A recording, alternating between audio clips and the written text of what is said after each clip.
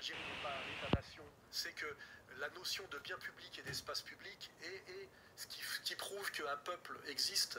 C'est-à-dire que la communauté nationale existe réellement. Ça existe en Suisse, ça existe dans les pays nordiques, ça existait en France et ça existe d'ailleurs un peu moins à cause de l'immigration.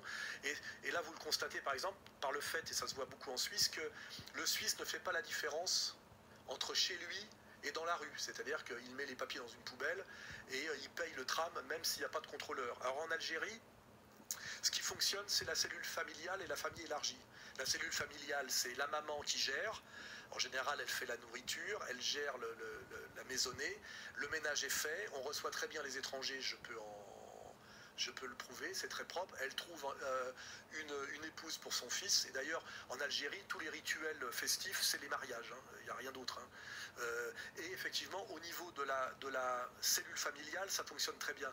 Mais les Algériens, c'est très propre chez eux, mais par contre, ils balancent leurs ordures par la fenêtre. Parce que pour eux, l'espace public et le bien public n'existent pas. Et en ça, on montre qu'ils sont en fait restés dans une conception traditionnelle. Cet élargissement de la communauté à la communauté nationale, qui est une invention typiquement française et qui fait la puissance des nations, ça n'existe pas en Algérie.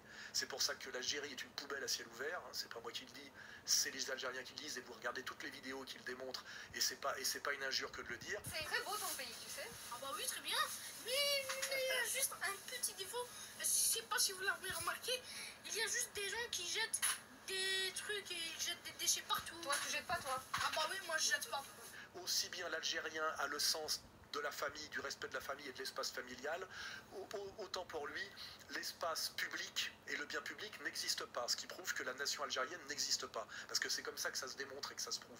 Voilà. Et d'ailleurs, quand je dis que n'existe que la famille et la famille élargie, le pouvoir algérien, ce sont des clans militaires, c'est typiquement une logique de clan, c'est-à-dire que ce sont des clans militaires familiaux. Donc rien n'existe de national en Algérie, à part l'arrogance de la fierté nationale basée sur le mensonge du roman national FLN, c'est-à-dire c'est du vernis et de la peinture qu'on met sur de la rouille, c'est à peu près la même chose qu'à l'époque de l'effondrement de l'URSS sous Brejnev, si on fait un parallèle, plus rien ne fonctionnait d'autre que la propagande, et aujourd'hui les Algériens d'Algérie n'y croient plus au baratin, c'est la faute des Français, l'héroïsme FLN, les privilèges donnés aux anciens combattants et aux familles d'anciens combattants. L'ancien ministre de la Culture, je crois, algérien, a déclaré il y a quelques mois, avant d'être remercié, que les 3/4 des anciens combattants algériens sont des faux, et tout le monde sait que ce sont des faux en Algérie.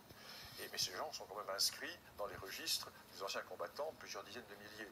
Lorsque la guerre d'Algérie s'est terminée, il restait quelques centaines de combattants dans les Djebel. Il y en a plus de 100 000 qui sont répertoriés maintenant et qui touchent les pensions.